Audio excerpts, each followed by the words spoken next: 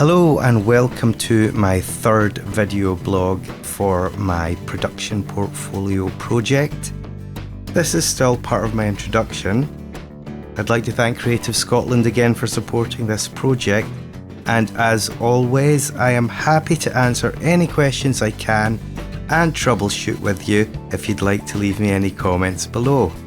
Today I will be talking about screen recorder troubleshooting, video codecs such as HEVC, H.264 and MPEG-4, frame rates, video editors such as Sony Vegas Movie Studio Platinum, which is the one I use, and we will also be looking at audio routing and audio settings such as bit depth and sample rate. If you are using different software to me and are running into similar issues, this video will serve as a very useful troubleshooting template, even if the exact solutions vary in your system. So let's talk about audio first, because audio always comes first for me. In my system, I need to have two audio devices to work with a screen recorder. So I am using a Motu 24IO audio interface with the sound card that is built into my motherboard. And the reason for this is because I record my audio projects at 96K 24-bit. But Bandicam, the screen recorder that I am using, only goes up to a maximum of 48 kHz. Now if your audio projects are recorded at 48K, you'd possibly only need to have one audio device in use. But trying to get everything to run through my Motu 24IO didn't work, because it can't play audio and record audio at different bit depths and sample rates. So I engaged my motherboard sound card in Bandicam. I can't click on this microphone button just now because Bandicam is recording, so I'm going to pull up a screenshot of the options that would come up if I wasn't recording my screen at the moment. So I have chosen to save audio tracks while recording. That gives me a separate audio file to my video file that I can compress and process after I've finished making the video. I've also disabled one of my audio inputs there, which you can see under speakers, and then just below that I have the microphone line in, engaged and ready to go. So that is what is recording the audio at the moment. And I can do this because I have a mixing desk that I covered in my last video. I'm using various routing options that I'll go over shortly to make this all work for me. In Windows 10, if you go down to the bottom of the screen here, right click on the speaker icon, you can open sound settings. That brings up this menu. You can go into manage sound devices, you get more options there. Unfortunately, this menu here is quite limited in terms of what you can do. Obviously you can see my microphone signal as I speak jumping up and down, but I want to show you a much better way to troubleshoot audio problems. So I'm going to close this window, I'm going to go into my search bar, and I'm going to type in audio device manager. So let's open that up. Here we go. This menu is far more useful. So I've got my playback tab and I've got my recording tab. So let's have a quick look at these. If you scroll down and up through the menu, it'll be better if I grab the bar. You can see some things are greyed out, they say disabled. You want to right click somewhere and make sure you have show disabled devices selected. That's pretty important when you're running into various troubleshooting issues.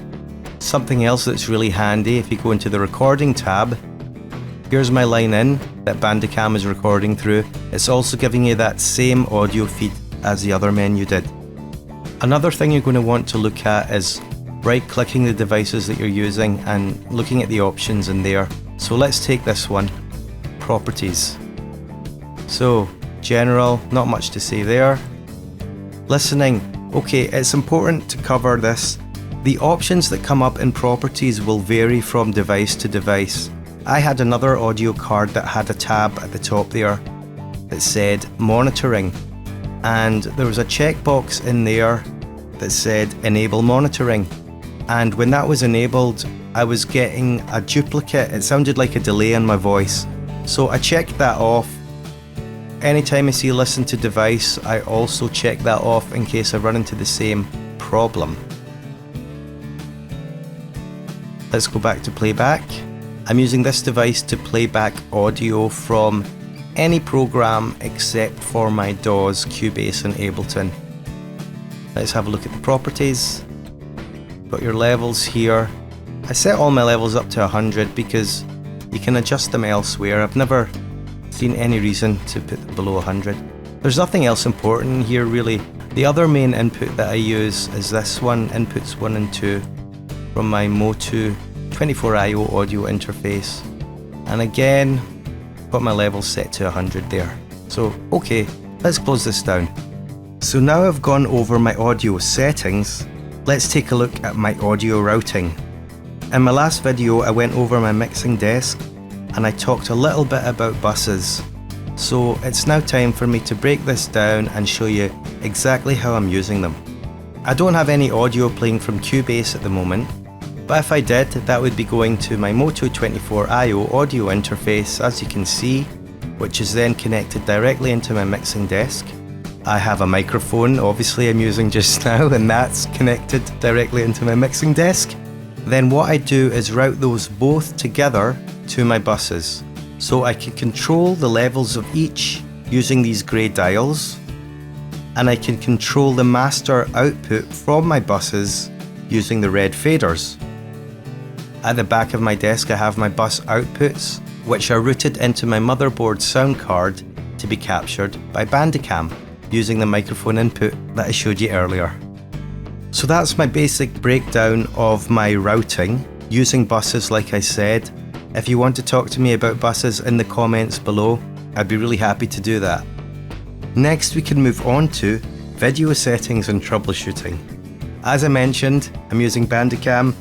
I ran into problems to do with video codecs, frame rates, and importing my screen recordings into my video editor, which is Sony Vegas Movie Studio Platinum. This is a fairly basic editing tool, but it still has loads of functions and it only cost me about £60, that's UK sterling. You get 2 licenses as standard, so I have it installed on both my desktop and laptop systems, which is great if I want to transfer projects between them. A weird thing about Bandicam is that the frame rate you choose isn't what you get when you output the video. For some reason it drops down to just over a third. So I record at 60 FPS and that comes out at just over 20, which is high enough for my purposes. If the frame rate is set too low, my mouse pointer will appear to be very jittery when I move it around. And moving just down a step to the video codec settings, I had to do quite a bit of experimentation. What works best for you will depend on a number of factors, but for me the main thing initially was that Movie Studio Platinum wouldn't accept some of the codecs. And even for those that did, the audio and video went wildly out of sync when I imported the files into my video editing projects. So here is what I did to address these issues. HEVC NVIDIA wouldn't import into my video editing software. H.264 NVIDIA, H.264 CPU and MPEG-4 all imported, but with video and audio out of sync. After some very intense research online, I found the solution for Sony Vegas Movie Studio Platinum. So what you need to do is go to the options menu, hold shift and click on preferences, because when you do that you're going to get an additional tab called internal.